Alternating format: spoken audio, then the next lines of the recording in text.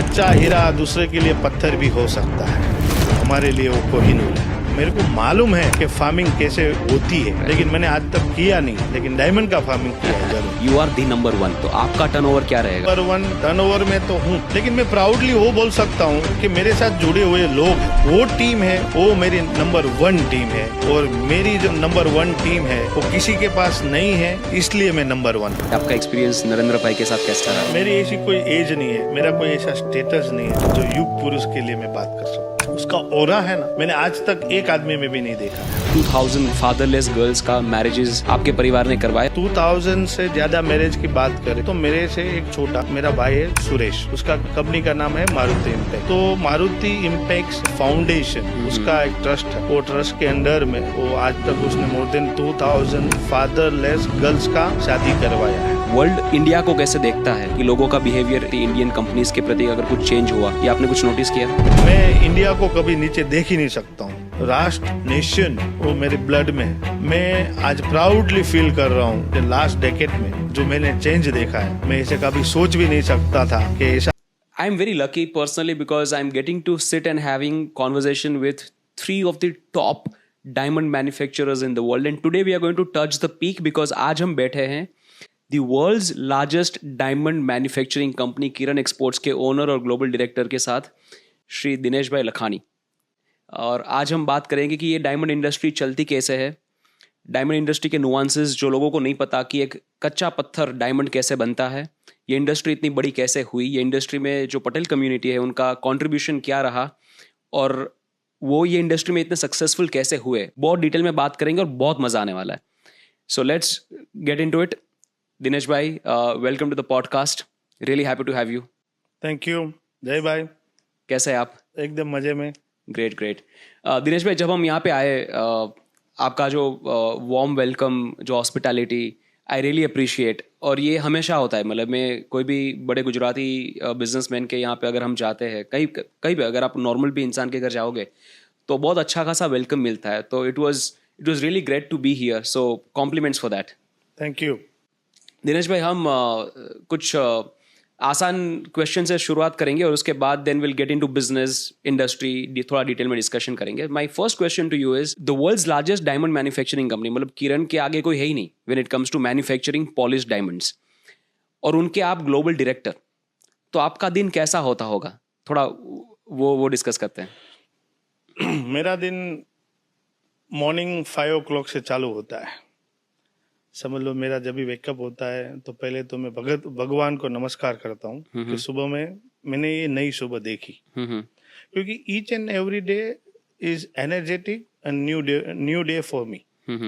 तो पहले जो दिन है उसका लाइफ गोल है, जो डे टू डे का, वो मैं सेट करने की ट्राई कर रहा हूँ। और उसके बाद मतलब मेरा ग्लोबली प्रेजेंस है, तो वर्ल्ड वाइड मेरी जो एनर्जेटिक टीम है वो दिन का एक्शन के लिए रेडी होती है।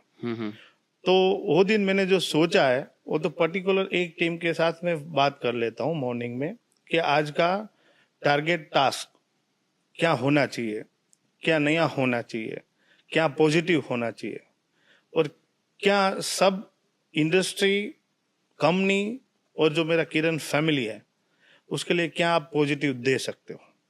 उसके साथ एक मेरा पर्सनली एक मेरा हॉबी है। उसके बाद मेरे पास नहीं अबाउट 5000 से ज्यादा लोगों का कांटेक्ट शेयर है, जो 1 to 1 में पर्सनली नाम के साथ और मिलने के बाद नाम टू नाम बोल सकता हूँ। Oh wow. वो जो है मेरे लिस्ट में, मेरे दिल में, हाँ। उसको मैं एक सुबह में पॉजिटिव मैसेज भेज रहा हूँ जो मोटिवेशनल होता है। तो उसमें से मैं क्यों भेज रहा हूँ वो भी साथ में बता देता हूँ। उसमें ऐसा है कि 5000 में से अगर 5 आदमी ने भी वो जो थॉट प्रोसेस है और जो पॉजिटिव मैसेज है उसकी लाइफ में अगर वो हार्ट में टच हो गया तो 5 आदमी का भी लाइफ वो दिन तो कम से कम सुधर ही जाएगा। लाइफ कैसे सुधर सकता है मैं ट्राई कर रहा हूँ, लेकिन पर्टिकुलर वो दिन का जो पॉजिटिव थॉट है वो कैसे उसकी लाइफ में हिट होने के बाद वो दिन उसका गोल्डन जावे, ऐसी मैं भगवान के साथ प्रार्थना करके सबको ब्रॉडकास्टिंग कर रहा हूँ पर्सनली। तो उसके बाद जो जनरली थोड़ा बहुत न्यूज़पेपर पढ़ना, फिर ब्रेकफास्ट करना, उसके बाद टीम के साथ गपशप करना मॉर्निंग में, फिर मैं 8 o'clock मेरा एक फाइनली टारगेट है। मैं किधर भी रहता हूँ, अगर मैं रात को 3 बजे सोया हूँ, 4 बजे सोया हूँ या 5 बजे सोया हूँ, मेरा बिजनेस का टेबल के अलावा मेरा ब्लड में कुछ है ही नहीं। मेरे ब्लड में मैं किधर भी रहता हूँ, लेकिन मेरी ऑफिस ही मेरा ब्लड है। तो 8 बजे मेरे को ऑफिस में एनी हाउ पहुँचना है। कभी मॉर्निंग में तो जनरली ट्रैफिक नहीं रहता है, 10 मिनट में इधर से मेरे घर से मैं ऑफिस पहुंच सकता हूं। लेकिन कभी कोई रीजन से अगर 5-10 मिनट भी अगर लेट होता हूं, तो मेरे को ऐसा लगता है कि मैंने आधा दिन गवा दिया है। ये एक जो जोश और एनर्जी और जो पॉजिटिव माइंड से मैं बिजनेस में टेबल पे बैठता हूँ 8 o'clock इन द मॉर्निंग, तभी से मेरा रूटीन चालू होता है। और रूटीन चालू होने के बाद टीम, मैं जैसा एनर्जेटिक हूँ, जो पॉजिटिव थिंकर हूँ, उसके साथ मेरा टीम भी मेरे से कम नहीं है। तो मेरा टीम भी वही टाइम अलर्ट हो जाती है। वो जो दिन का हम लोग जो रूटीन जो भी काम है वो सेट करते, शाम 5-5:30 बजे अगेन मैं क्लोज करता हूँ। और वो क्लोजिंग टाइम पे भी जो जो प्रॉब्लम, पर्सनल प्रॉब्लम भी हम लोग साथ में सॉल्व करते हैं, और बिजनेस का भी रूटीन डे के दरमियान जो भी इश्यू आया वो शाम को 5-5:30 बजे के बाद डिस्कस करने का। इन बिटवीन वो टाइम पे किसी को भी बिजनेस के अलावा बात करने का परमिशन नहीं है। तो सबको, मेरी टीम को मालूम है कि 5:30 बजे के बाद जो भी इश्यू है वो अभी पर्सनल टाइम देंगे। तो पर्सनल इश्यूज और बिजनेस का जो भी इश्यू है तो रूटीन टाइम में हम लोग सॉल्व नहीं कर सकते, वो सॉल्व करने की ट्राई करेंगे। उसके बाद अगेन घर के लिए निकलते हैं।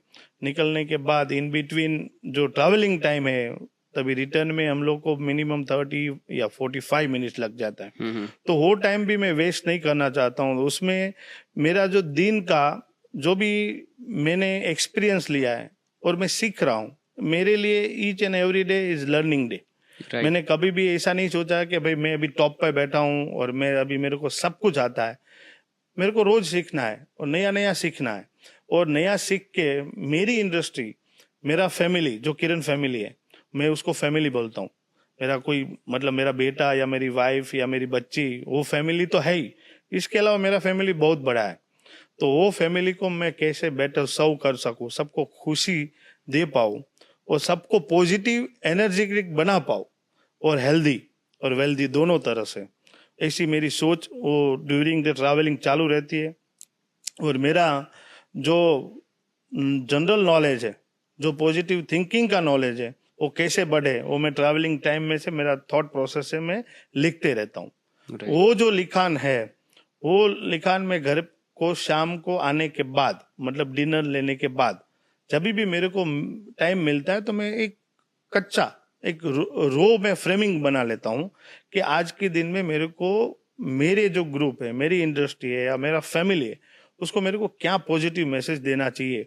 वो मैसेज मैं रो लिख देता हूँ। वो लिख के मेरी टीम को भेज रहा हूँ। वो टीम उसके ऊपर रिफ्रेम करके मेरे को वापस कर देती है और फिर वही मैसेज नेक्स्ट डे मॉर्निंग मैं सबको ब्रॉडकास्ट कर रहा हूँ। ऐसा मेरा दिन चलता रहता है। और दिन में मैं लाइफ में मैं एक सोच रहा हूँ कि सराउंड लाइफ में या देखो तो बहुत नेगेटिविटी या सब साथ में सराउंड घूमती रहती है, लेकिन मैं प्राउडली फील करके बोल सकता हूँ कि वो मेरे माइंड में घुसने ही नहीं देता हूँ। मैं मेरे माइंड में उतना कोई भी आदमी हो, प्यून से लेके टॉप मैनेजमेंट में कोई भी आदमी है, तो उसका पॉजिटिव थिंकिंग ही मेरे माइंड में आता है। नेगेटिविटी में उसमें कभी आने ही नहीं देता हूँ। तो मेरे को आज तक लाइफ में ऐसा कुछ कोई किसी के बारे में आप देख सकते हो, जनरल लाइफ में मैं किसी की बुराई करता ही नहीं हूँ। मेरे लिए सब अच्छे और मेरे से आगे लोग हैं, मेरे से ज़्यादा बुद्धिशाली लोग हैं। ऐसा चल के मेरा दिन उधर ख़त्म करके भगवान को अगेन मैं सोने के पहले प्रार्थना करता हूँ कि कल सुबह में मेरे को एक नया एनर्जेटिक दिन मिले, उसके साथ मैं सो लेता हूँ। वाह दिनेश भाई, ये आंसर अपने आप में एक बहुत बड़ा चैप्टर है। बहुत सारी चीज़ें सीखने को है यहाँ ये आंसर में से। और मैं एक पर्सनली 2 चीज़ इसमें से लूँगा। एक तो जल्दी उठना और टाइम पर ऑफिस पहुँचना। मतलब आप अपनी इंडस्ट्री पे नंबर 1 है और डेकेड से, मतलब ऐसा नहीं कि 1-2 साल से, आप सालों से वहीं पे टॉप पे बैठे हैं, फिर भी आप में ये ज़ील है, ये मतलब ये ड्राइव है कि आपको जल्दी 5 बजे उठ के 8 बजे ऑफिस पहुंच जाना है, और अगर 10 मिनट लेट है तो आपको लगता है कि मेरा आधा दिन वेस्ट हो गया। ये थॉट प्रोसेस बहुत ज़रूरी है। दूसरी बात आपने की पॉजिटिविटी, कि मैं जितने भी बिलियनर्स के साथ अभी तक बैठा हूँ, ये एक चीज़ हर एक में कॉमन रही है कि वो अंदर से बहुत पॉजिटिव रहते हैं। नेगेटिविटी को, जैसे आपने बताया, कि अंदर घुसने ही नहीं देते, एक नेचुरल शील्ड होता है। तो मतलब ये लर्निंग्स आपने कैसे डेवलप की? मतलब आप ये लर्निंग्स आपको ऊपर से मिली, आपके फादर से, या फिर अपने आप सीखा? जनरली कोई भी आदमी है ना, वो सीख के तो नहीं आता है, ये दुनिया में जब भी आता है, लेकिन एक सीखने का भूख होना चाहिए। तो मैं जब भी 17 साल की उम्र में 12th पढ़ के बिजनेस में आ गया, मैं देख रहा था, जब भी मैं 17 से 20 का हुआ, 3 साल मैं साइलेंटली पूरा स्टडी कर रहा था।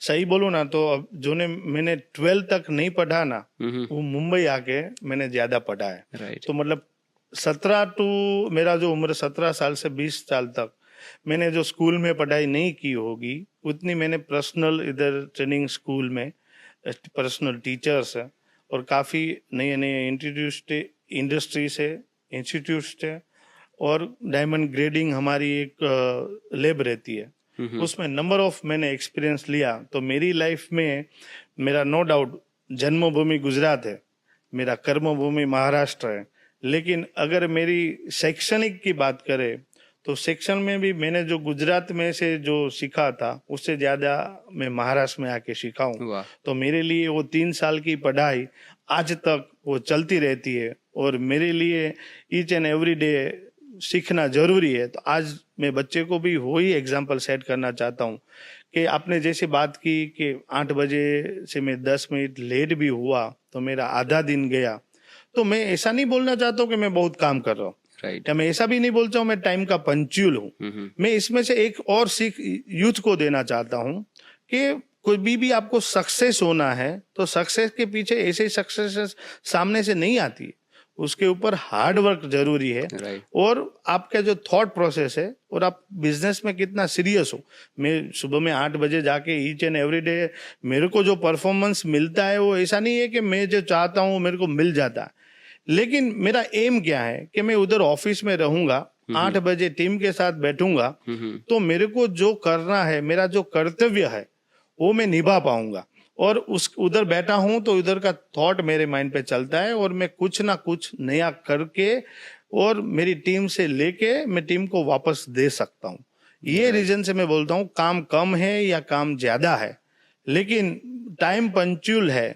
जो ऑफिस का टाइम आपको जाना है, मतलब एनी हाउ जाना ही है। Right. मेरा कुछ भी अगर कार्यक्रम उसमें बीच में कोई बार बार गेस्ट का भी समझ लो, सोशल वर्क सब में मैं एक्टिव हूँ। ऐसा नहीं है कि मैं खाली बिजनेस ही कर रहा हूँ, लेकिन मेरा टाइमिंग है ना, मैं सबको पता है कि अगर सोशल से मिलना है, कोई पर्सनल काम से मिलना है, तो ऑफिस के बाद ही मेरे को मिल सकते हैं, और मैं ऐसा ही टाइम देता हूँ। Yes. इसलिए टाइम मैनेजमेंट है वो यूथ को आज की तारीख में करना बहुत जरूरी है।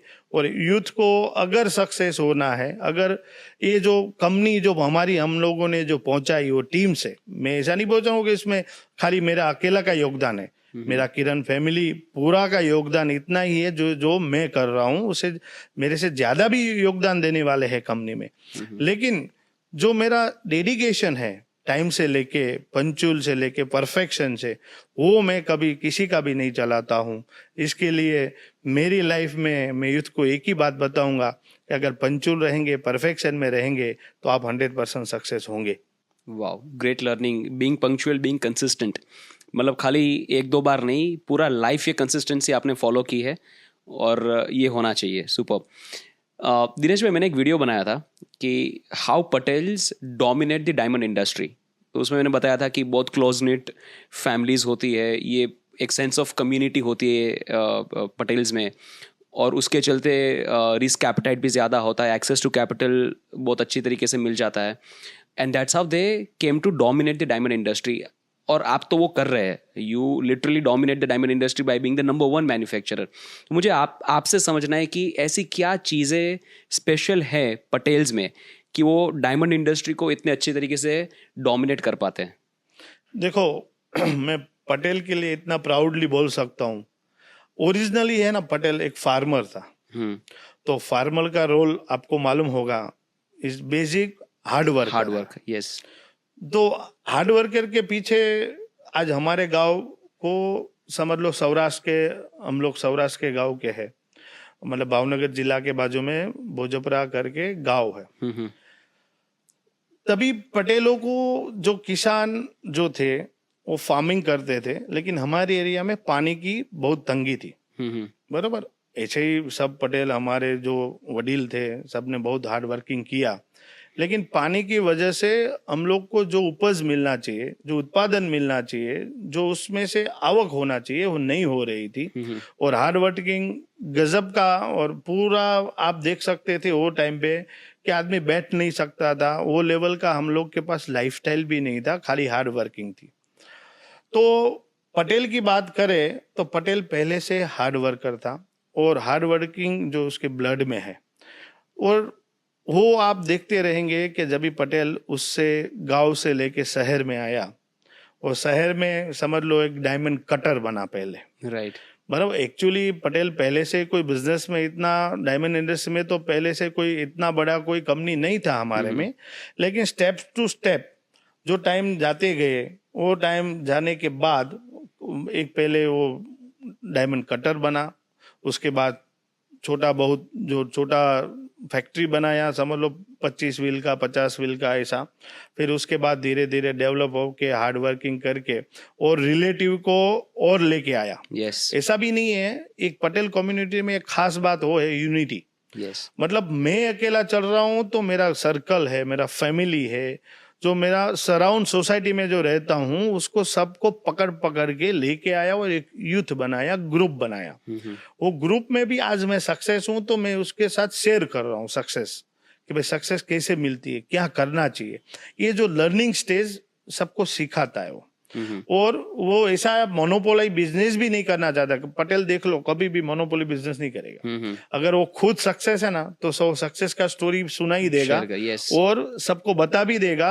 मतलब एक दूसरे के साथ मिल के आगे बढ़े, ऐसी एक पॉलिसी थी, हार्ड वर्किंग की पॉलिसी थी।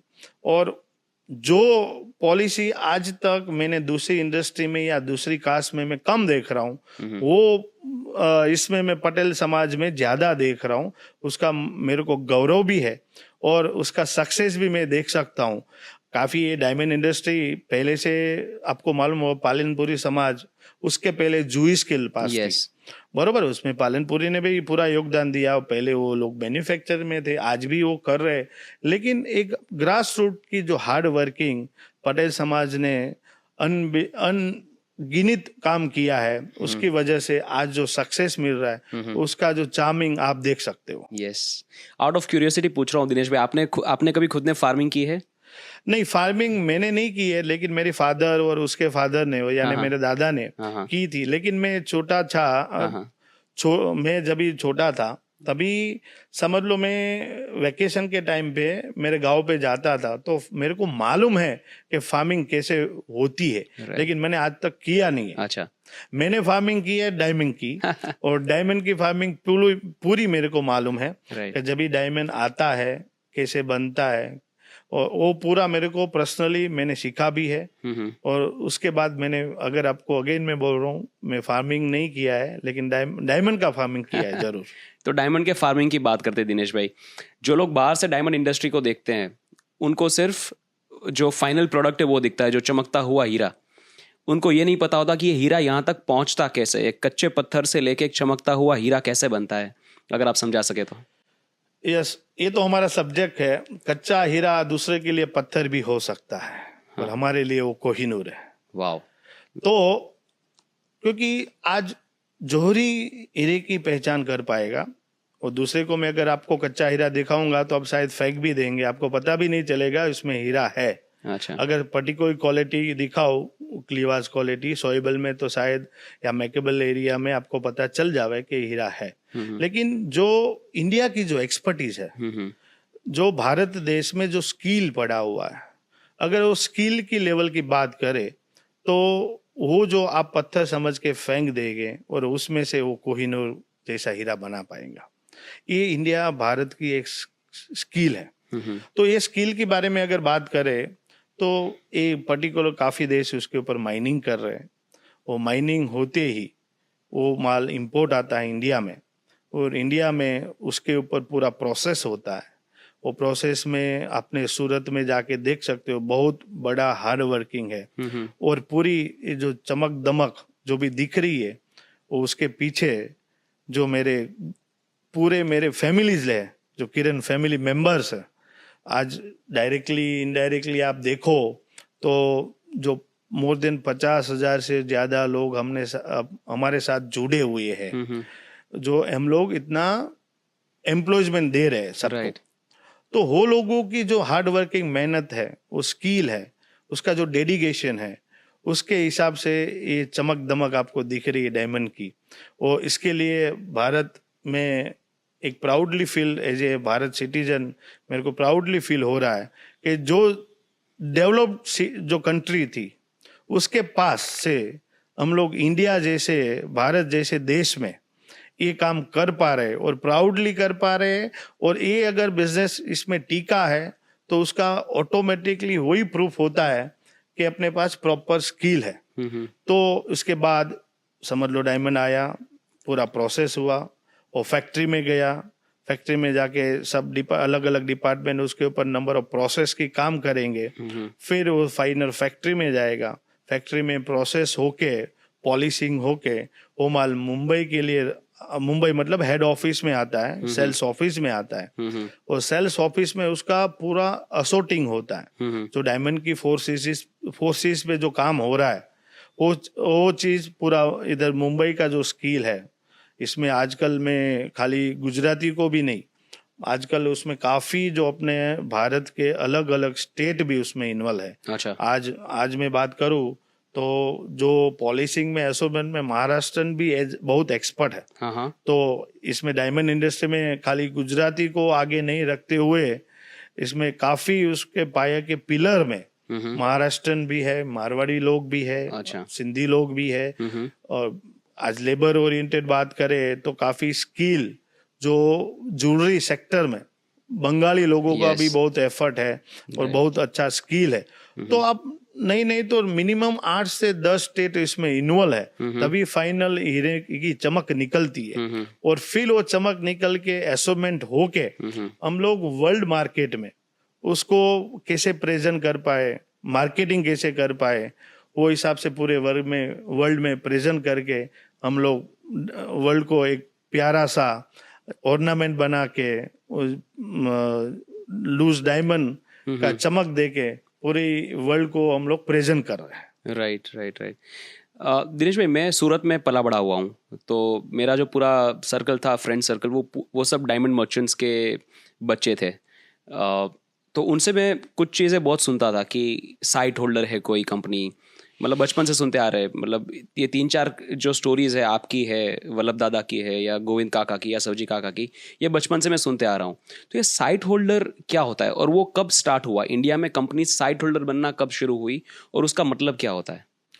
साइट होल्डर यानी एक स्टेटस है, मतलब एक पर्टिकुलर आप जो प्रोसेस से काम कर रहे हो, अगर उसमें काफी नॉर्म्स है, मतलब BPP मतलब बिजनेस बेस्ड प्रिंसिपल, वो हिसाब से आप काम कर रहे हो तो आप एलिजिबल हो साइट लेने के लिए। बराबर। उसका काफी नॉर्म्स है, फैक्ट्री से लेके लेबर लॉ से लेके एटमॉस्फेयर से लेके जो भी, मतलब आप एनवायरनमेंट को इतना लॉस नहीं करवा रहे हो और प्रॉपरली एथिकली काम कर रहे हो, और उसका एक कॉन्ट्रैक्ट बनता है, उसके ऊपर ऑडिट भी होता है, और वो एक वर्ल्ड वाइड वो स्टेटस है। आप मतलब किधर भी वेल नोन ब्रांड में आप माल बेचने जाते हो तो वो स्टेटस आपको बहुत हेल्पफुल कर रहा है। So, ये साइट होल्डर मतलब एक माइनिंग साइट का होल्डिंग रहेगा आपके पास? यस, वो एक कॉन्ट्रैक्ट है कि भाई आप वो टाइप का माल वो हिसाब से सिस्टम से बना रहे हो, सिस्टम से सब काम कर रहे हो,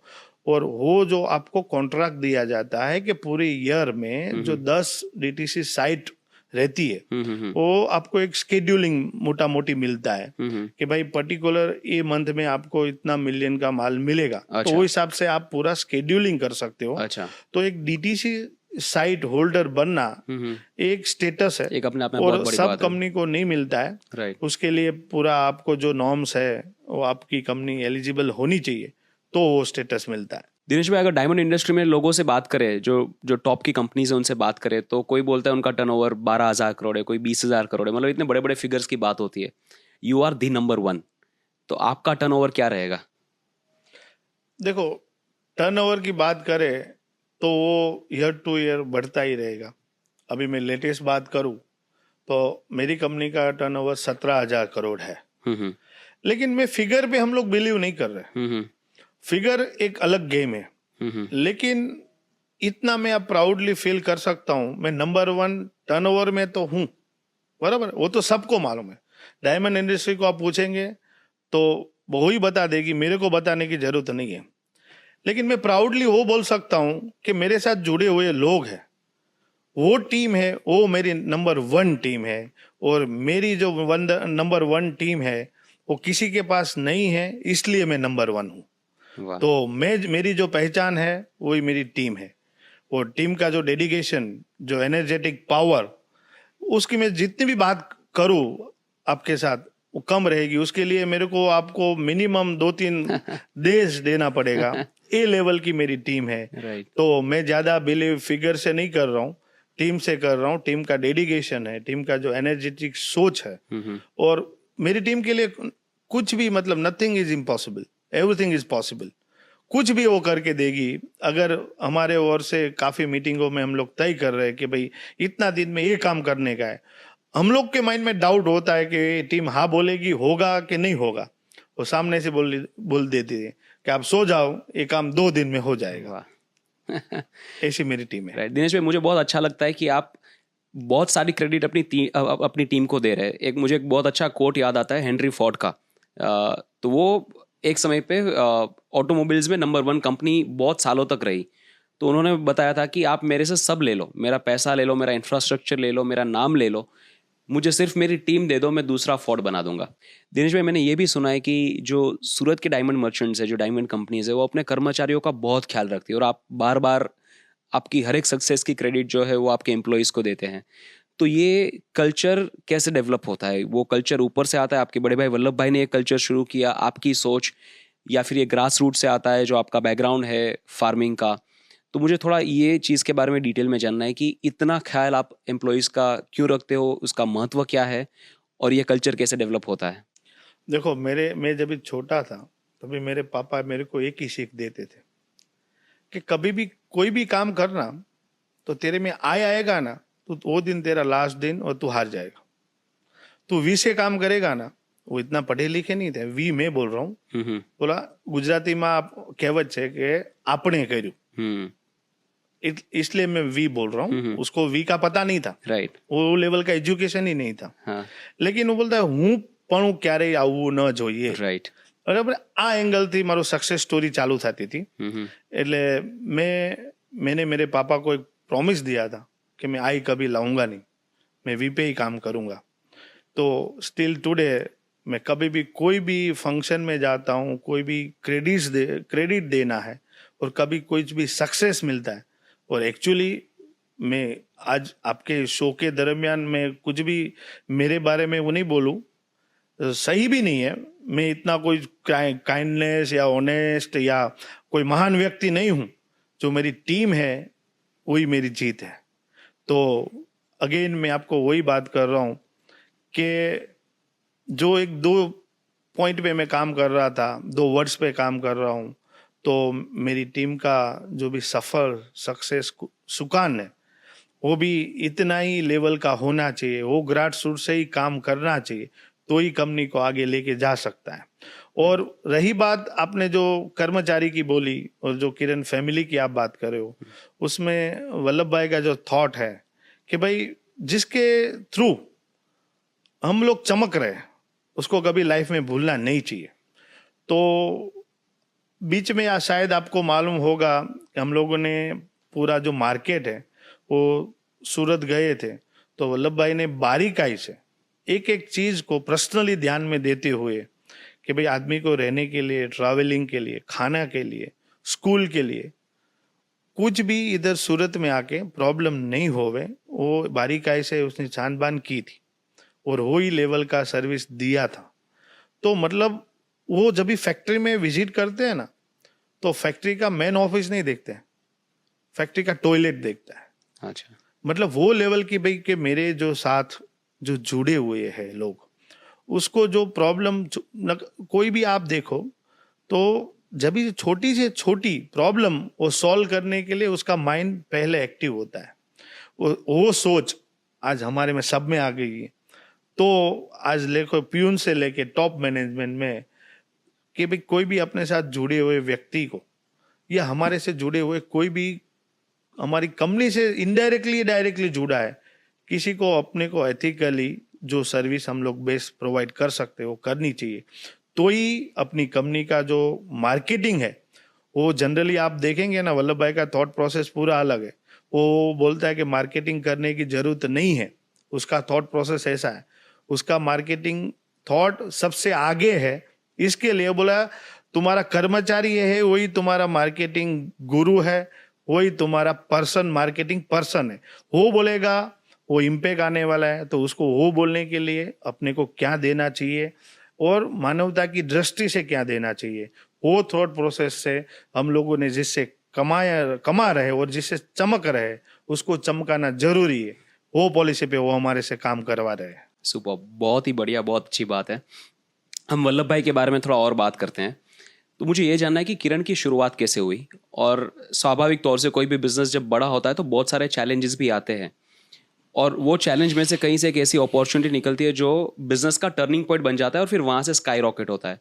तो मुझे पूरा जर्नी समझना है कि वल्लभ भाई ने शुरुआत कैसे की, शुरुआत के दिन कैसे रहे, अगर कोई डिफिकल्टी आई हो तो उसके बारे में भी बात करते हैं, और फिर ग्रोथ कैसे हुआ।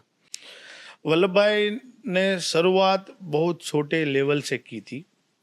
वो उसने भावनगर के अंदर एक सिंगल कट करके एक डायमंड का प्रोडक्ट आता है, उसका ओरिजिनल ट्रेडर थे।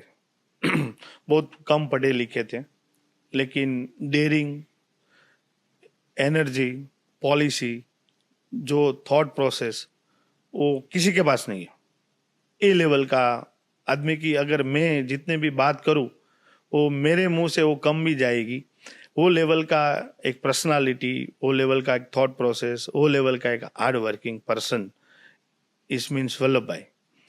तो उसने जो कंपनी चालू की उसमें ट्रेडिंग से चालू किया, भावनगर में ट्रेड करके उसमें सूरत और मुंबई को कनेक्ट किया, मुंबई में माल बेचने लगे। उसके बाद उसको लगा कि भाई ये काम है वो सर्टन लिमिट से आगे नहीं जा सकता जो मैं कर रहा हूँ। तो उसके बाद उसने सोचा कि अभी मेरे को फुल कट में एंट्री लेनी चाहिए, और फुल कट में एंट्री लेने के लिए जो हमारे में जो प्रोडक्ट बोलते हैं वो थोड़ा एक हाई प्रीमियम प्रोडक्ट बोला जाता है अगर compare to single cut. Right. तो फिर उसने फैक्ट्री चालू की। फैक्ट्री चालू करने के बाद धीरे धीरे मुंबई का भी एक ऑफिस हुआ। मुंबई का ऑफिस होने के बाद सब सेट होते गया। सेट होने के बाद जो बिजनेस को ही बिजनेस आगे बढ़ाता है। तो वो टाइम आप देखेंगे तो एक बहुत छोटी सी कंपनी थी हमारी, लेकिन कंपनी का जो पॉलिसी था, जो कंपनी का विजन था, वो बहुत क्लियर था। वो हिसाब से हम लोग नंबर ऑफ फैक्ट्री धीरे धीरे धीरे बढ़ाते बढ़ाते आगे लेते गए। और जो हमारे में एक हार्ड वर्किंग का तो एक पैशन था ही, उसके बाद जो टाइम का जो अपॉर्चुनिटी, जो हमेशा लाइफ में हमारी कंपनी में चैलेंज तो आई है, लेकिन हमको चैलेंज को चैलेंज के रूप में नहीं देखते हैं। चैलेंज को अपॉर्चुनिटी में कैसे देख सके और कैसे कन्वर्ट कर सके, वो हम लोग सोच रहे हैं। वो सोच हमारी 2008 में हम लोग को पक्का मालूम था कि इंडस्ट्री में सब बोल रहा है कि अभी आपने जैसे बोला ना कि वो पत्थर बन जाएगा, हाँ। या पत्थर है। लोग का ऐसा नेगेटिव, लेमन ब्रदर्स के बाद 2008 में लोग ऐसे सोचने लग गए थे कि डायमंड डायमंड नहीं रहेगा, डायमंड पत्थर हो जाएगा। वो सोच हम लोगों ने पूरी उसको अपोजिट ली।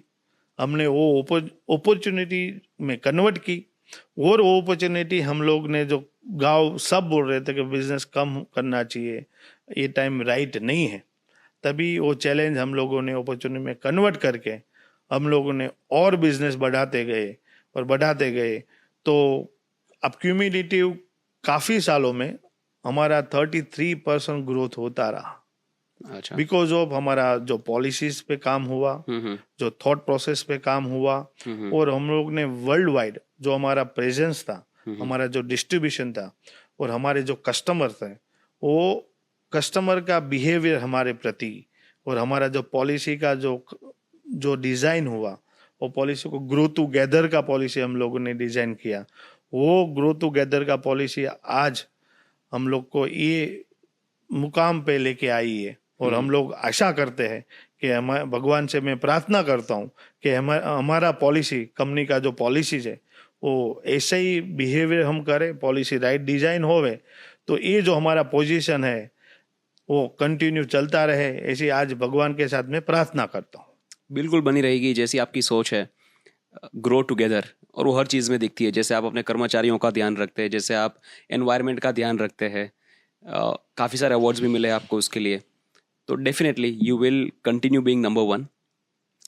मुझे ये जानना है कि आप अलग अलग कंट्रीज़ में बिजनेस करते हैं। आपने बोला कि ग्लोबल डिस्ट्रीब्यूशन है, बहुत सारी कंट्रीज़ में आपकी ऑफिसेज होंगी, और आप बहुत सालों से ग्लोबल डायरेक्टर की पोजीशन पे है, तो आप पूरी दुनिया के साथ बिजनेस करते होंगे। तो आपने कुछ नोटिस किया है कि 2014 और लेट्स से लास्ट 10-12 सालों में वर्ल्ड इंडिया को कैसे देखता है, उसमें आपने कुछ चेंज देखा कि लोगों का बिहेवियर इंडियंस के प्रति, इंडियन कंपनीज के प्रति अगर कुछ चेंज हुआ, ये आपने कुछ नोटिस किया? जय भाई, मैं इतनी खास बात करूँ, ये मेरा इंटरेस्टिंग सब्जेक्ट है। हाँ। मैं इंडिया को कभी नीचे देख ही नहीं सकता हूँ। राष्ट्र, नेशन, वो मेरे ब्लड में है, फर्स्ट है। मैं आज प्राउडली फील कर रहा हूँ कि लास्ट डेकेड में जो मैंने चेंज देखा है, मैं इसे कभी सोच भी नहीं सकता था कि ऐसा भारत मैं मेरी लाइफ में देख सकूं। 10 साल पहले मैं काफ़ी कंट्री में गया था, जो इंडिया के प्रति जो लोगों का बिहेवियर था, लोगों का सोच था, और काफ़ी लोगों को तो मालूम नहीं था कि भारत देश में ऐसा कुछ है कि नहीं है। लेकिन जो लास्ट डेकेड में मोदी सर ने जो काम करके एज भारत के सिटीजन को जो प्राउड फील करवाया है, वो मेरी लाइफ में नहीं भूल सकता हूँ। और मैं लकी हूँ कि मैंने पहले का भारत भी देखा और मोदी साहब का भारत भी देखा। उसके लिए मेरे को बहुत प्राउड फील हो रहा है, बहुत खुशी हो रही है कि एक जो कंट्री, दूसरी कंट्री भारत को क्या देख रही थी, क्या समझा रही थी, क्या उसकी सोच थी भारत के प्रति, आज क्या है वो सब भारतीय को भी मालूम है। और जो वर्ल्ड के साथ कनेक्ट है उसको तो पक्का मालूम है। आज हम लोग को पूछना नहीं पड़ रहा है कि तुम्हारी कंट्री क्या कर रही है। आज हम लोग जो ग्लोबली जुड़े हुए हैं, उसमें भारत की बात वो लोग ज़्यादा ध्यान में रखते हैं कि तुम्हारे भारत में ऐसा ऐसा प्रोग्रेस हो रहा है, ऐसा ऐसा पॉलिसीज आ रहा है, इतना इतना ग्रोथ हो रहा है, और इतना इतना लेवल पे तुम्हारे उधर काम कर रहा है। ऐसे लोगों को इंटरेस्ट है हमारे प्रति। पहले हम लोग को जबरदस्ती बोलना पड़ता था, वो इंटरेस्ट से सुन भी नहीं रहा था। आज हम बोले तो सुन तो रहा है, लेकिन भारत की बात 10 बात अपने से ज्यादा हो बताता है। ऐसा ये भारत हो गया है। आज हम लोग डेवलपिंग में है। मेरे को ऐसा लगता है कि जो मोदी साहब का जो पॉलिसीज है 2047 में, तो जब भी डेवलप्ड हो जाएगा भारत, तभी का भारत भी मेरे को देखने का मैं भगवान के पास प्रार्थना कर रहा हूँ कि ऐसा मेरा तंदुरुस्त रखे कि वो 2047 का भारत में मेरा कुछ ना कुछ योगदान रहे। वाह, नहीं, बहुत अच्छी बात की आपने। जैसे आपने बताया, और आपने बहुत टेक्निकली राइट चीज़ को पकड़ा है कि पहले जब हम बाहर जाते थे हमको बताना पड़ता था कि भारत में ये भी हो रहा है, वो भी हो रहा है। आज लोग सामने से आके बताते हैं, स्पेशली जो यहाँ पे आ चुके हैं या जो भारत देश के न्यूज़ को फॉलो करते हैं, उनको तो पता है कि ये देश कैसे प्रोग्रेस करता है। मैं आपको एक छोटा सा स्टोरी बोलता हूँ। तो मैं last month I was in Europe. तो हम स्विट्जरलैंड पे थे, माउंट इटलिस पे। वहाँ पे एक आइस फ्लायर करके एक राइड है जो हमको करना था। तो साथ में मेरी वाइफ थी एंड शी वाज स्कैर्ड कि सेफ्टी मेजर्स क्या रहेंगे। तो जस्ट फॉर हर कॉन्फिडेंस मैं वहाँ पे गया और जो ऑपरेटर था उनको जाके पूछा कि इसका सेफ्टी मैकेनिज्म क्या है, इज़ इट सेफ। और वो स्विस था। उसने मुझे पूछा कि आप कहाँ से हैं, मैं बोला भारत से हूँ। तो उसने मुझे ये आंसर दिया कि मैं भारत में ड्राइव करते हुए मर सकता हूँ, आप ये आइस फ्लायर में जाते हुए नहीं मर सकते। तो ये मुझे सुन के बुरा लगा। मैं जाके वापस तो आया, लेकिन मैं रह नहीं पाया। मुझे लगा कि यार मुझे जाके आंसर देना पड़ेगा ये बंदे को। तो मैं वापस आया, मैं वापस गया ऊपर चढ़ के, वो बंदे को ढूंढा और पूछा कि आप लास्ट भारत कब गए थे। तो उसने बताया कि मैं 15 साल पहले भारत गया था। मैं बोला आप ना अभी भारत आके देखो, बहुत चेंज हो चुका है, लेकिन एक चीज़ ना चेंज नहीं हुई, हम हमारे मेहमान को भगवान के जैसे ट्रीट करते हैं। अगर आप भारत देश आके ये ऐसा सवाल किसी को भी पूछते ना, जैसा आपने आंसर दिया वैसा आंसर आपको नहीं मिलता था, आपको बहुत अच्छी तरीके से आंसर मिलता था, आपको लोग वहाँ पे आके सब दिखा के जाते थे। तो ये भारत देश है, वो कभी चेंज नहीं होगा। और उसके पास कोई जवाब नहीं था, और ये सुन रहा था, बाजू में एक इटालियन कपल था, वो सुन रहा था, और वो हाल ही में भारत आके गया था। तो उन्होंने बताया, और फिर वो लोग उनको बता रहे थे कि भाई आप एक बार जाके देखो, भारत को बहुत चेंज हो चुका है, उनके प्राइम मिनिस्टर को देखो कैसे काम कर रहे हैं, नाम पता है, क्या काम कर रहे हैं वो सब पता है। बहुत प्राउड फील होता है जब ऐसी बातें सुनते हैं। तो दिनेश भाई, आप तो नरेंद्र भाई को बहुत बार मिल चुके हैं, उनके साथ बहुत समय भी बिताने का आपको मौका मिला है, तो आप थोड़ा हमको बताइए कि आपका एक्सपीरियंस नरेंद्र भाई के साथ कैसा रहा। मेरी ऐसी कोई एज नहीं है या मेरा कोई ऐसा स्टेटस नहीं है जो युग पुरुष के लिए मैं बात कर सकूं। लेकिन मेरा जो पर्सनल एक्सपीरियंस है आज मैं आपके साथ शेयर कर रहा हूँ। मैं काफ़ी टाइम 1-to-1 और बहुत व्यवस्थित टाइम के लिए मिला हूँ। उसके लिए जितना उपनाम दूँ, मेरी डिक्शनरी में नाम भी नहीं है और मैं दे भी नहीं सकता हूँ, वो मेरा स्टेटस भी नहीं है, क्योंकि वो एक युग पुरुष है। उसका ऑरा है ना, मैंने आज तक एक आदमी में भी नहीं देखा है। ए लेवल की उम्र में जो उसका ऑरा है, और राष्ट्र प्रेम सबसे आगे, लोगों को कुछ भी बोलने दो, उसके ब्लड में राष्ट्र भक्ति, राष्ट्र प्रेम के अलावा कोई बात नहीं है। क्योंकि मैं मेरा पर्सनल एक्सपीरियंस शेयर कर रहा हूं। मैं कोई काम के लिए गया था, सोशल काम के लिए गया था, उसमें भी मेरे को बोला कि ये काम तो बरोबर है, भारत के लिए क्या है वो बता। मैं बोला सर ये तो मैं सोशल काम कर रहा हूं। तो बोला सोशल कर रहा है, अच्छा है, करना चाहिए, लेकिन भारत के लिए सोच। मतलब मेरा कहने का मतलब क्या है, आप समझो कि आप कोई काम लेके जा रहे हो तो आपका काम सुनेगा, लेकिन आपको 10 काम और देंगे जो राष्ट्र के हित में होगा, और राष्ट्र उसके ब्लड में है। मतलब 365 डेज, और वो 18 आवर्स काम कर रहे हैं। वो 18 आवर पूरा राष्ट्र के लिए समर्पित है। ऐसा युग पुरुष, उसका ओरा जो है वो मैंने कभी किसी में भी नहीं देखा है।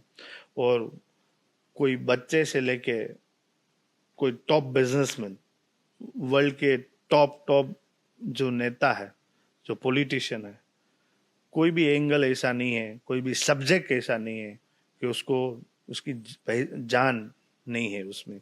सब उसकी नॉलेज में है। आप टॉयलेट की बात करो तो ही आपको प्रॉपरली गाइडेंस होगा। आप मिशन मून की बात करो तो भी उसके माइंड में 100% प्रॉपरली सेटिस्फाइड वाला आपको जवाब मिले। ऐसे मोदी साहब है। तो मैं तो ऐसा सोच रहा हूँ कि हमारी लाइफ में, डे टू डे लाइफ में, हम लोग को कुछ नया करने के लिए उसमें 100 जो प्रॉब्लम क्रिएट होते हैं हमारा पावर होने के बाद भी, तो ये जो युग पुरुष सुबह से लेके शाम तक वो 365 डेज जो ओरा से जो काम कर रहा है वो किसी का भी नहीं देख रहा है। ओनली एंड ओनली मेरा देश, मेरा राष्ट्र के अलावा उसके ब्लड में कुछ है ही नहीं। और मैं भगवान को आज प्रार्थना कर रहा हूँ, ऐसा मैं प्राउडली फील कर रहा हूँ एज ए भारतीय, कि ऐसा पीएम 3 टर्म से रिपीट होने वाला है।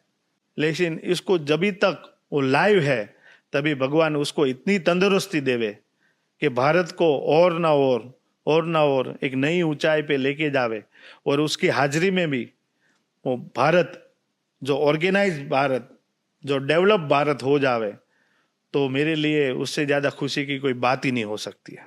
बहुत अच्छी बात कही आपने, आप बिल्कुल सही है कि, और ये तब हुआ जब भारत को ज़रूरत थी ऐसे नेता की, जब जब सब ग्लोबल डायनामिक्स ऐसे है फिलहाल कि भारत एक बड़ी शक्ति के तौर पे उभर के आ रहा है, और यही समय था भारत के लिए कि दिखाने के लिए वर्ल्ड में कि भारत एक बहुत बड़ी आर्थिक शक्ति बन सकता है, एक बहुत बड़ा मार्केट बन सकता है। और यही समय पे हमको प्रधानमंत्री मोदी जी जैसे यशस्वी नेता मिले, और आप वाकई बहुत लकी है, आप उनको बहुत बार मिल चुके हैं। और ये जो आपने बताया ना कि आप जब भी जाते हैं कोई काम के लिए, वो आपको 4 काम और देंगे और वो देश के लिए रहेंगे, ये मैंने हर एक व्यक्ति के मुंह से सुना है। जो भी प्रधानमंत्री जी को मिले हैं पास में, जब वो सीएम भी थे या पीएम भी बन गए, उनके बाद भी जब मैं उनको मिला हूँ, हर एक ने यही बात की है कि मेरे को एक काम लेके गया था, मोदी साहब ने वो काम बहुत बड़ा कर दिया, या मुझे 4 और काम दे दिए देश के लिए। बहुत परफेक्ट बताया, भगवान उनको लंबी उम्र दे। 2047 का विकसित भारत वो अपने हाथ से बनाए और अपनी आंखों से देखे, ऐसी हम सबकी शुभकामनाएं। दिनेश भाई, थोड़े अभी पर्सनल सवाल भी पूछूंगा फॉर पीपल टू नो कि एक इंडस्ट्री लीडर की लाइफ कैसी होती है। तो सबसे पहले तो मुझे ये जानना है कि आपने पूरी दुनिया देखी है, हर जगह पे बिजनेस किया, आप घूमने भी बहुत सारी जगहों पे गए होंगे, आपका फेवरेट डेस्टिनेशन कौन सा है, कहाँ पे आपको सबसे अच्छा लगा? एक्चुअली मेरे को थोड़ा ठंडा प्रदेश है ना, वेदर वाइज, वो मेरे को पसंद आता है। इसके लिए मेरा फेवरेट जो प्लेस है वो स्विट्जरलैंड है। उसमें भी आप जिनीवा है, वो मेरा फेवरेट डेस्टिनेशन है। हाँ हाँ, ओके। और आप सूरत से हैं? ऐसा मेरा सूरत से बिजनेस है क्लोजअप, लेकिन मैं ओरिजिनली मैं भावनगर में बड़ा हुआ, गोहिलवाड़ या काठियावाड़। गोहिलवाड़ में बड़ा हुआ हूँ, राइट। और उधर से मेरी पढ़ाई हुई। मैंने जैसे आपको बताया, पढ़ाई मेरी भावनगर में हुई है। मेरा जन्मभूमि भावनगर है, मेरी कर्मभूमि मुंबई है। Right right. तो जब आपने भावनगर की बात की, राइट, तो वहाँ पे तो खाना पीना, गाठिया, ऊंधियू, सेव टमेटानु शाक, मतलब ये सब वहाँ की जो बहुत ही प्रचलित वानगी है, सब व्यंजन है वहाँ पे। तो आपका फेवरेट फूड क्या है? मेरा फेवरेट फूड खमण है। अरे वाह! तो आज मैं सूरत भी जाता हूँ या भावनगर भी जाता हूँ, हाँ, तो आप मेरे को मल्टीपल टाइम, एक दिन में 2 बार या 3 बार भी, तीनों टाइम दे सकते हो, मैं खा सकता हूँ। और मैं एंजॉय के साथ, रस के साथ वो खाता हूँ। अभी भी सूरत से मंगवा के खाते होंगे? यस, काफी टाइम हमारे फैमिली मेंबर्स और मार्केट से बहुत बार खमण आता रहता है, मैं खाता रहता हूँ, एंजॉय करते रहता हूँ। और मेरे को खमण में बहुत मजा आती है। मुझे पता नहीं था, नहीं तो मैं लेके आता, मैं सूरत से ही आया हूँ, लेकिन नेक्स्ट टाइम पक्का लाऊंगा। Thank you. आपने बताया कि आप सुबह उठ के पूजा करते हैं और शाम को एक बार भगवान को याद करते हैं, तो स्पिरिचुअल थॉट प्रोसेस आपका क्या है? आप कितना स्पिरिचुअली या रिलीजियसली इन्वॉल्व है? देखो, स्पिरिचुअली सबको होना चाहिए। मैं भगवान को आपको दिखा नहीं सकता हूँ, लेकिन भगवान पे बिलीव करता हूँ। एक अच्छा ह्यूमन जो हूँ, तो उसके बाद में जो थॉट प्रोसेस मेरा आता है वो एक स्पिरिचुअलिटी से ही आता है। क्यों? भगवान को आई डोंट थिंक सो भगवान किसी ने देखा है, लेकिन आपके माइंड में कुछ चल रहा है, बरोबर, भगवान जैसी कोई चीज है, तो आप कोई काम करने से डरेंगे। लोगों को अलग अलग थॉट प्रोसेस है सबका। मेरा थॉट प्रोसेस ये है कि मैं भगवान में बिलीव करता हूँ, और जो भगवान को बिलीव करता हूँ, तो मेरे को सुबह से लेकर शाम तक कौन सा काम करना चाहिए और कौन सा नहीं करना चाहिए, कौन सा काम मेरी फैमिली को सूट हो रहा है और कौन सा नहीं सूट हो रहा है, कौन सा काम मेरी इंडस्ट्री, मेरी कंपनी, मेरा सर्कल के लिए करना चाहिए, कौन सा नहीं करना चाहिए। और मैं आज एज ए लीडर, अगर मैं करूँगा तो मेरे बाद जो टीम है वही फॉलो करेगी। राइट। तो उसके लिए मेरे को स्पिरिचुअलिटी से बहुत, मैं डीपली थॉट प्रोसेस से काम करता हूँ, और मेरी लाइफ, मेरे फैमिली, मेरे सर्कल को जो मेरा शोभा देता है, जो मेरे को अच्छा लगता है, वो काम भगवान की हाजिरी में मैं कर रहा हूँ। दिनेश भाई, आपने बताया कि ऐसे कि भगवान का डर हो तो पता चलता है कि क्या करना चाहिए, क्या नहीं करना चाहिए। और अच्छे काम तो मतलब जैसे आपने बताया कि अगर एम्प्लॉइज़ के बारे में बात करें तो 2 दिन लग जाएंगे, तो अगर मैं अच्छे कामों की बात करूँ जो आप जैसे डायमंड मर्चेंट्स करते हैं, वाकई 2 दिन लग जाएंगे। उसमें से एक बहुत अच्छा काम जो आप कर रहे हो और जो मैं रियली अप्रिशिएट करता हूँ, वो है किरण हॉस्पिटल। प्रॉबेबली इंडिया का one of the best hospitals with one of the best equipments, और वो बनाने में शायद सबसे बड़ा योगदान आपके फैमिली का रहा है। और मुझे ये भी पता है कि आप बहुत सारे ऐसे मरीज जो आर्थिक रूप से इतने सशक्त नहीं होते, उनको आप मदद भी करते हैं। तो उसके बारे में थोड़ा बात करते हैं, हॉस्पिटल के बारे में। देखो, ये जो थॉट प्रोसेस है, उसमें मूल जो है वो वल्लभ भाई का थॉट प्रोसेस था। उसमें उसका पहले से ही एक थॉट प्रोसेस वो है कि भाई आप फैमिली फर्स्ट, नो, वो कोई डाउट ही नहीं है।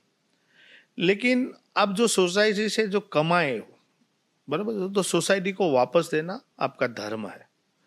तो आज जो हम लोग इंडस्ट्री में जो काम कर रहे हैं, हमारी इंडस्ट्री जो काम कर रही है, तो वो अपने एक नेशन से कमाया हुआ है, नेशन को कुछ वापस देना चाहिए।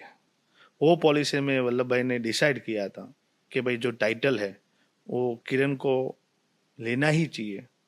तो वो हिसाब से जो मैक्सिमम लोग हैं, आप देखो तो पूरा जो डायमंड सिटी, सूरत को डायमंड सिटी बोला जाता है, वो डायमंड सिटी के साथ जो भी कनेक्टेड लोग हैं वो भी सूरत में बस रहे हैं।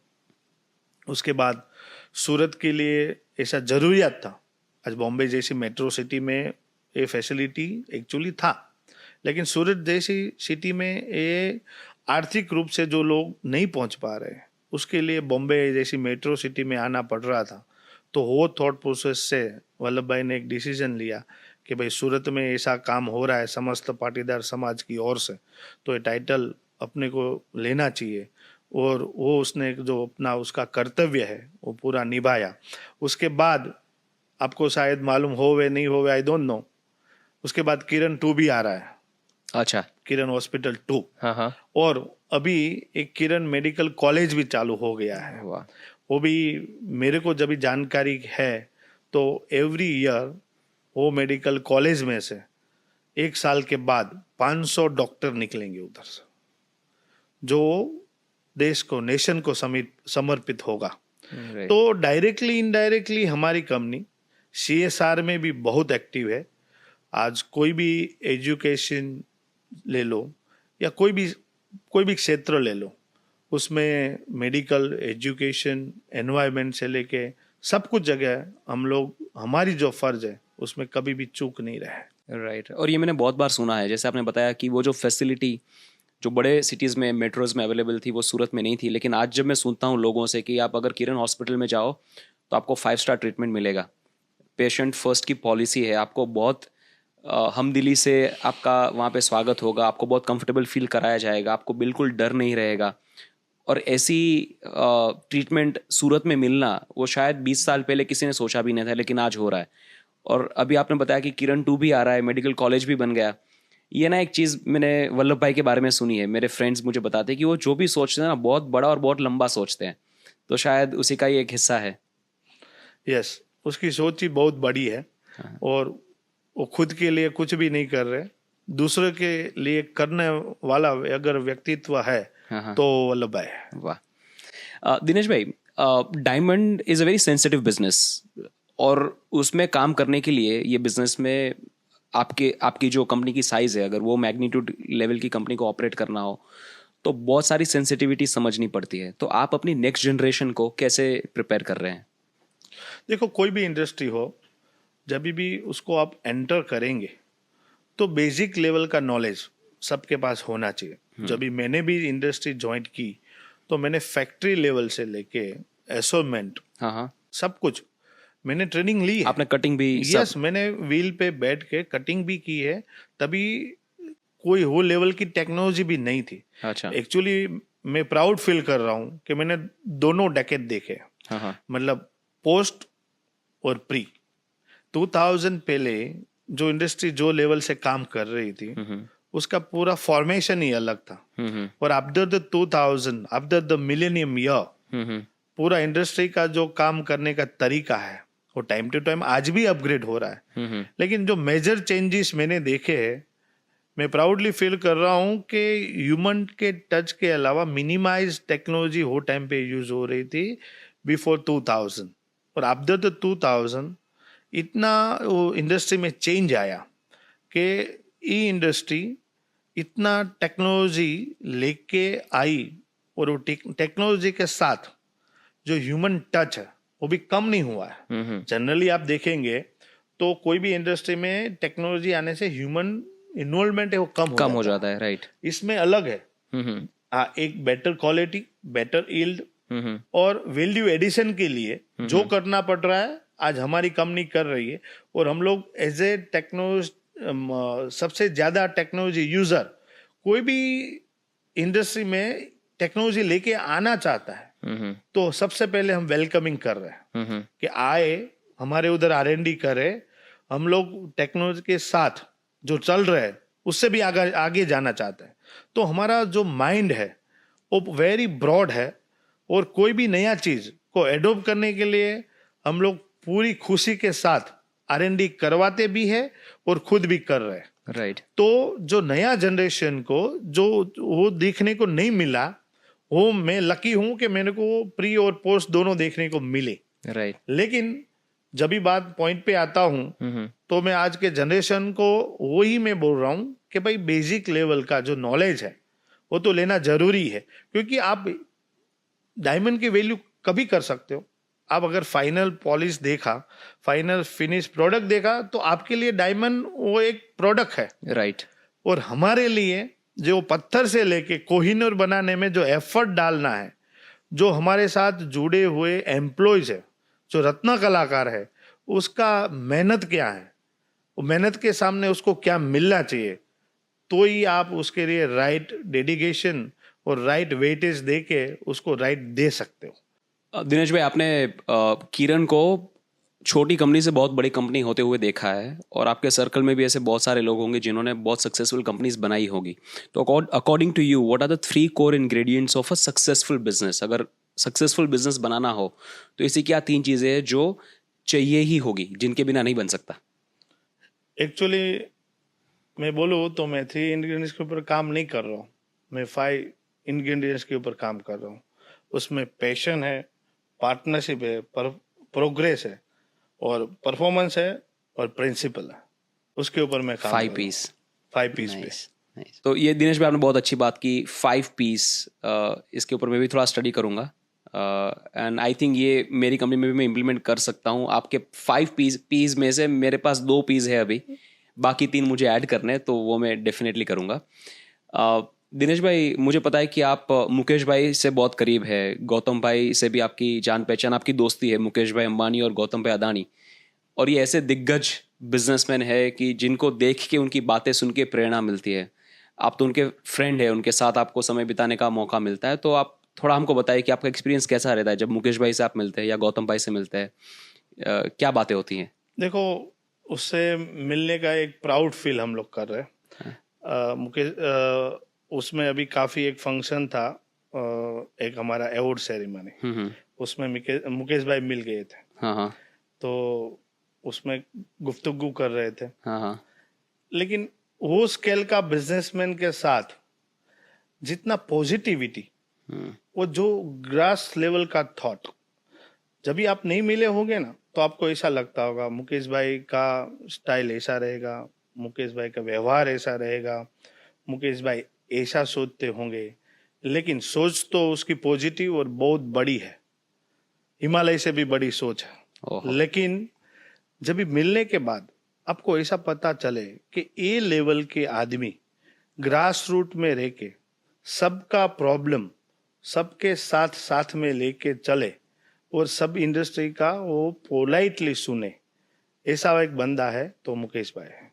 सेम अगर बात करें तो अदानी साहब भी कम नहीं है, वो भी वो लेवल का, मतलब एक जुनून, बिजनेस जुनून और जो पॉजिटिव, मतलब कुछ करने के लिए वो हमेशा तत्पर है और कुछ नया ना, जैसे हम लोग कर रहे हैं कुछ नया एवरी डे, उसके लिए एवरी डे वो नया निकलता है, वो कुछ डेली नया करते रहते हैं, वो अदानी साहब है।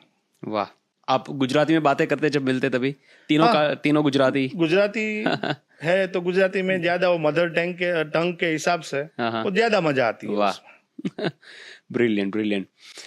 दिनेश भाई, मैंने सुना है कि किरण परिवार जो है वो मैरिजेस करवाती है फादरलेस गर्ल्स के, और बहुत बड़ी मात्रा पे ये काम होता है, बहुत बड़े लेवल पे ये काम होता है। कुछ मैंने सुना है कुछ 2000 गर्ल्स, फादरलेस गर्ल्स का मैरिजेस आपके परिवार ने करवाए, और वो भी सब मतलब ऐसा नहीं कि वो कोई नॉर्मल या छोटी मैरिज होगी, मतलब जैसे अपने माँ बाप अपनी बच्चियों के करवाते वैसे मैरिजेस आपने दूसरों की बच्चियों के करवाए। तो वो चीज़ के बारे में मुझे जानना है कि ये प्रेरणा कैसे मिली और ये क्यों करते हैं। एक्चुअली जो मैरिज है हम लोग भी करवाते हैं, ऐसा नहीं है, पर लेकिन आप जो 2000 से ज्यादा मैरिज की बात कर रहे हो, तो मेरे से एक मेरा भाई है छोटा, सुरेश। उसका कंपनी का नाम है मारुति इम्पैक्स। तो मारुति इम्पैक्स फाउंडेशन उसका एक ट्रस्ट है। वो ट्रस्ट के अंडर में वो आज तक उसने मोर देन 2000 फादरलेस गर्ल्स का शादी करवाया है। जो लास्ट टू लास्ट नवंबर में 552 जो मैरिजेस हुआ, मास मैरिज, वो marriage Guinness book world record में भी वो आ गया है एक साथ में। और वो उसका प्रेजेंस, मोदी साहब का युग पुरुष का जो उसमें उसने टाइम दे दिया और पूरे फंक्शन में वो रहे, उसके बाद जो हम लोग को सुरेश को जो एनर्जी मिल रही है उसके वो और रुकने का नाम नहीं ले रहा है। तो जो मोदी साहब का जो मैंने आगे आपको जैसे बोल रहा था का ओरा ही अलग है, वो एक युग पुरुष है। उसके कोई भी आदमी उसके टच में आता है ना तो मतलब दौड़ने ही लगता है। आपका अगर फील आ गया, टच आ गया, तो अगर मोदी साहब बोले कि नहीं बोले, लेकिन आप दौड़ने लग जाएंगे, वो पक्का मेरा गारंटी है। आज जो बात मैं करने जा रहा हूँ, जो सोशलिज्म और जो काम हो रहा है उसमें उसका योगदान बहुत बड़ा है। वो खुद की फैसिलिटीज नहीं यूज करते हुए अगेन उसको कुछ समाज को, सोसाइटी को जो एक्चुअली जरूरियातमंद है ऐसे ही लोगों को कैसे पहुंच सकता है, उसका डिटेलिंग में हम लोग बाद में बात करेंगे, क्योंकि वो बहुत लंबा स्टोरी है कि आज फादरलेस गर्ल्स को कैसे चूज करने का। क्योंकि फादरलेस गर्ल्स भी आप चूज करने जाओ तो भी इसमें काफी क्राइटेरिया है। समझ लो आपने 552 ही मैरिज करवाना है और उसमें भी एलिजिबल मोर देन 1000 गर्ल्स आ जाती है। तो उसमें से आप कैसे सिलेक्ट करें, वो सब प्रोग्राम, डिटेल, आयोजन, तैयारी, वो बहुत लंबी कहानी है। जब हम लोग नेक्स्ट टाइम मिलेंगे तभी उसके ऊपर बहुत बात करेंगे और आपको भी इंटरेस्टिंग का वो सब्जेक्ट रहेगा कि आप सामने से बोलेंगे कि ये काम मेरे को जानने का है। वो लेवल का काम है। मुझे सही में गूज़बम्स आ रहे हैं। जैसे आपने बताया कि 500 से ज़्यादा बच्चियों के एक साथ आपने मैरिजेस करवाए, वो भी जैसे उनके पिता करवाते उतनी शानदार तरीके से आपने उनके मैरिजेस करवाए। और खाली मैरिज करवाना मतलब हम बोल देते कि वो मैरिज करवाए, लेकिन जैसे आपने बताया कि बहुत लंबा प्रोसेस होता होगा। बहुत ही सराहनीय काम है। मेरी तरफ से आपके भाई को बहुत बहुत धन्यवाद कि इतना बड़ा काम कर रहे हैं। और वो लड़कियां कितनी लकी है कि उनकी शादी में प्रधानमंत्री श्री नरेंद्र मोदी भी शामिल रहे, आपका परिवार रहा। जय भाई, मैं क्या बोलूं, मैं लकी नहीं हूं। इतना जो बच्ची आती जिसकी शादी हुई, हमारे शादी में कभी मोदी साहब आएंगे भी नहीं। आज वो बच्ची को मेरे वो व्यक्तित्व में उधर बोला था भावनगर में, जब भी मोदी साहब के साथ मैंने स्टेज शेयर किया और मेरे को 5 मिनट का वक्त मिला था स्पीच देने में, उसने मैंने क्लियरली बोला था कि हमारे सबसे जो भी इधर बैठे हुए, उधर से सब उद्योगपति, इंडस्ट्रियलिस्ट, सोशल से सब कोई आए थे, लेकिन सबसे ज्यादा लकी वो जो 552 गर्ल्स थी कि ये लेवल का मास मैरिज, मतलब ऐसा नहीं कि जो करने के लिए किया है, वो लेवल का आयोजन, वो लेवल का डेकोरेशन, वो लेवल का पूरा फ्रैक्शनलिटी और वो लेवल का खान, मतलब आप डिनर से लेके सब कुछ, मतलब कुछ भी उसको ऐसा फील नहीं हुए कि मेरे फादर नहीं है और मेरे लाइफ में का ऐसा एक अरमान था जो छूट गया, वो फील नहीं हुआ। ऐसा शादी उधर हुआ है। वाह। खाली बोलने के लिए, करने के लिए ऐसा कुछ नहीं है। जो उसमें प्रेजेंस रहे वो सब साक्षी थे कि कौन सा लेवल का वो मैरिज था। वाह। तो हमारे लिए तो अनहद खुशी है कि ये टाइप की जो 552 गर्ल्स ने हम लोग को शादी हम लोगों ने करवाया। और आजकल क्या मालूम, जो ने मैंने आपको जो बोल रहा हूँ कि भगवान मैंने नहीं देखा है, लेकिन ये मोर देन 2000 जो गर्ल्स है, वो जो हमारी गर्ल्स, उसके ब्लेसिंग्स है, हमारा फैमिली, हमारा कंपनी, हमारा इंडस्ट्री। और हम लोग, मैंने जैसे आगे मैंने बोला कि I is nothing for me, we is everything for me. तो वो लेवल पे हम सबका चलता होवे और आगे चलता रहे, ऐसे मैं भगवान से प्रार्थना करता हूँ। और ये जो मेरे बेटी का जो विशेष है वो हमारे ऊपर सदा रहे, ऐसे भगवान से प्रार्थना करता हूँ। मेरी भी यही प्रार्थना रहेगी दिनेश भाई. This was the most touching moment for me in this entire interview. Thank you for sharing it. Dinesh भाई, कोई भी सेक्टर में नंबर 1 कंपनी बनना या फिर भारत में से कोई ऐसी कंपनी जो अपने सेक्टर में, अपनी इंडस्ट्री में नंबर 1 हो वर्ल्ड में, ये गौरव हिंदुस्तान को सिर्फ एक ही कंपनी ने अभी तक दिया था, Reliance, world's largest oil refinery.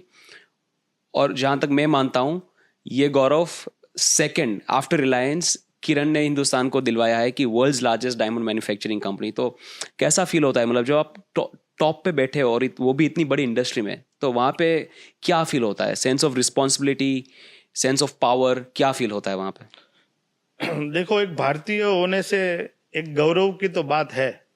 जब भी कोई भी इंडस्ट्री की बात करे तो जो इंडस्ट्री रिलायंस जो काम कर रहा है उसके सामने हमारा कुछ काम है ही नहीं. रिलायंस एक समझ लो पीक में आज वर्ल्ड में एक ब्रांड बना चुकी है और वो लेवल का काम कर रही है और उसने प्रूव कर दिया है. तो हम उसके लिए कुछ भी बोले वो सेंटेंस मान्य नहीं रहेगा, क्योंकि वो लेवल का विजन है, वो लेवल का काम कर रहे हैं और वो लेवल की देश को सेवा प्रदान कर रहे हैं. लेकिन जब भी डायमंड इंडस्ट्री की बात आती है तभी हम लोग को प्राउड फील होता है कि भाई हम हमारी इंडस्ट्री में नंबर 1 है. तो उसको प्राउड जो फील कर रहे हैं वो फील मुकेश भाई कैसे करते होंगे वो हम लोग अंदर से कोई लेवल से सोच सकते हैं. तो जब भी ये इंडस्ट्री पहले समझ लो अलग अलग कंट्री में चल रही थी, तभी इंडिया एक कटर थोड़ा बहुत उधर काम हो रहा था. आज प्राउडली मैं बोल सकता हूँ 100 में से 100 में से मोर देन 90 या 95 डायमंड वो इंडिया से हो रहा है. वो सबसे बड़ी प्राउड फील कर रहा हूँ. और उसके बाद वो 95 में हमारी कंपनी का योगदान और टॉप है, उसको मेरे को ज्यादा प्राउड फील करवा रहे. उसकी पूरी मेहनत मैं अगेन जो मेरा टीम मेंबर्स है, मेरी फैमिली है, वो किरण टीम को ही देना चाहता हूँ. इसलिए वो जो सिंहासन हमको मिला है वो बिकॉज ऑफ उसके पीछे जो पूरी स्टोरी है वो और पूरा एफर्ट है वो मेरी टीम को डेडिकेशन दे रहा हूँ. वाह वाह, बहुत बढ़िया. दिनेश भाई, थैंक यू सो मच ये टाइम हमारे साथ बिताने के लिए. ये कॉन्वर्जेशन में से मैं बहुत कुछ सीखा हूँ, सिर्फ बिजनेस नहीं लेकिन सोशल वर्क में भी आप जो काम कर रहे हो, अगर वहाँ उसमें से थोड़ी बहुत भी सीख कोई भी ले ले. ऐसा ज़रूरी नहीं है कि किरण जितनी बड़ी कंपनी हो तभी सोशल वर्क हो सकता है. आप तो बहुत सालों से कर रहे हैं, तो ये सीख तो मैं पक्का यहाँ से लेके जाऊँगा. और बिजनेस का तो पूरा मैं, जैसे मैं बोलता हूँ, गुजराती में बोलते हैं टोपली लेके जाना, मैं बिजनेस की सीख की एक टोपली लेके यहाँ से जाऊँगा वापस. थैंक यू सो मच, आपने इतने सहज भाव से हमारे साथ बात की, हमारे साथ समय बिताया. बहुत बहुत धन्यवाद आपका. थैंक यू जय भाई. आज मैं भी ये जो शो में पहली बार आपके साथ बैठ रहा था तो एक्चुअली मेरे माइंड में एक हो रहा था कि कैसा जाएगा, क्योंकि हमारा डायमंड इंडस्ट्री में रूटीन ऐसा प्रैक्टिस नहीं है. राइट. क्योंकि प्रेस कॉन्फ्रेंस करना या ए टाइप का शो करना वो जनरली हमारे उसमें नेचर में नहीं है. लेकिन आपको मिलके मैं इतना फील कर रहा हूँ कि एक कैलिबर है, जो स्किल है वो एक कलाकार ही बाहर ला सकता है. वो मैं आप में देख रहा हूँ. तो मैं भी आज के दिन जो इतना बोलने के बाद मैं भी भगवान से आपके लिए ऐसी प्रार्थना करूंगा कि जो किरण को जो चमक मिली है वो सेम चमक जय भाई को भी मिले. Thank you so much Dinesh भाई. एक छोटी सी रिक्वेस्ट आपसे रहेगी इंटरव्यू के एंड में, कि आपने जो स्टार्टिंग में बताया था ना वो 5000 लोगों की यादी जिनको आप रोज एक पॉजिटिव मैसेज भेजते हैं, मेहरबानी करके मुझे वो यादी में जोड़ देना. मेरे लिए बहुत बड़ी बात होगी कि मुझे आपसे वो पॉजिटिव मैसेज मिले एवरीडे, और मैं उस पर काम करने की पूरी कोशिश करूंगा. Thank you so much. Thank you Jay भाई. एक्चुअली जभी से आपका नंबर मेरे पास आज ही मिला है. हाँ. रिसेंटली मेरे को नंबर मिला अभी 2 आवर्स के पहले. यस. बराबर 2 आवर्स के पहले ही आपका लिस्ट में एक्चुअली आप नहीं बोले होते तो भी आ गया है. कल मॉर्निंग से आपको वो जो पॉजिटिव थॉट आपके मोबाइल में ब्लिंक होगा. वाह, thank you so much. Thank you.